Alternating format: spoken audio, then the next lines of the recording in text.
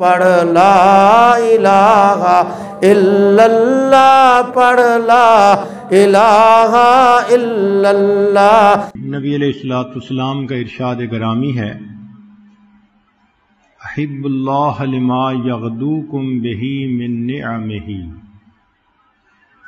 तुम अल्लाह रब्बुल इज़्ज़त से मोहब्बत करो इसलिए कि उसने तुम्हें बहुत ज़्यादा नेमतें अता की हैं। इंसान की फितरत है कि अपने मुहसिन के साथ मोहब्बत करता है। हैवान हो वो भी अपने मुहसिन के साथ मोहब्बत करते हैं।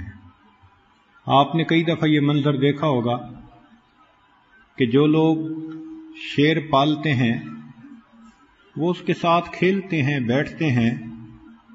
शेर भूखा होने के बावजूद उनको नुकसान नहीं पहुंचाता।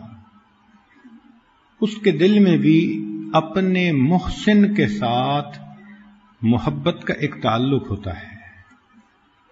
तो जब इन हैवान का ये हाल है तो इंसान तो बिल आखिर इंसान है। हर इंसान अपने मुहसिन से मोहब्बत करता है।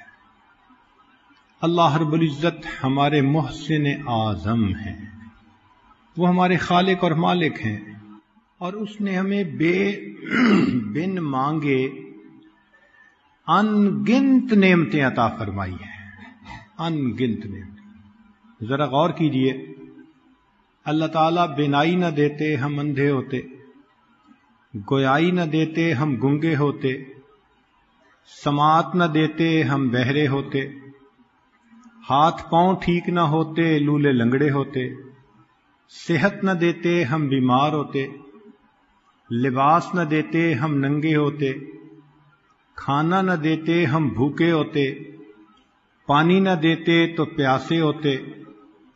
अल्लाह रब्बुल इज़्ज़त औलाद न देते लावल्द होते, घर न देते बेघर होते, सेहत न देते बीमार होते। अगर अल्लाह रब्बुल इज़्ज़त ज़हन और अकल न देते तो हम पागल होते, अल्लाह रब्बुल इज़्ज़त इज़्ज़त न देते तो हम जलील होते। मालूम यह हुआ आज जो हम इज़्ज़तों की जिंदगी गुजारते फिर रहे हैं ये सब उस मालिक का करम और एहसान ही तो है। जब बिन मांगे उसने इतनी नेमतें दी तो उन नेमतों की वजह से हमें अपने मालिक से मोहब्बत करनी चाहिए। तो नबी अलैहिस्सलाम ने खूबसूरत बात बताई, अहिब्बुल्लाह, तुम अल्लाह से मोहब्बत करो, लिमा यग़दूकुम बिही मिन निअमिही, कि उसने तुम्हें अपनी बहुत नेमतें अता की हैं।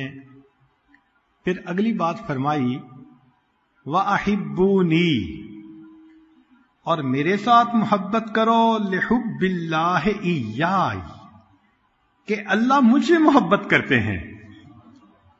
मैं अल्लाह का महबूब हूं, लिहाजा तुम अल्लाह से भी मोहब्बत करो, अल्लाह के महबूब से भी मोहब्बत करो।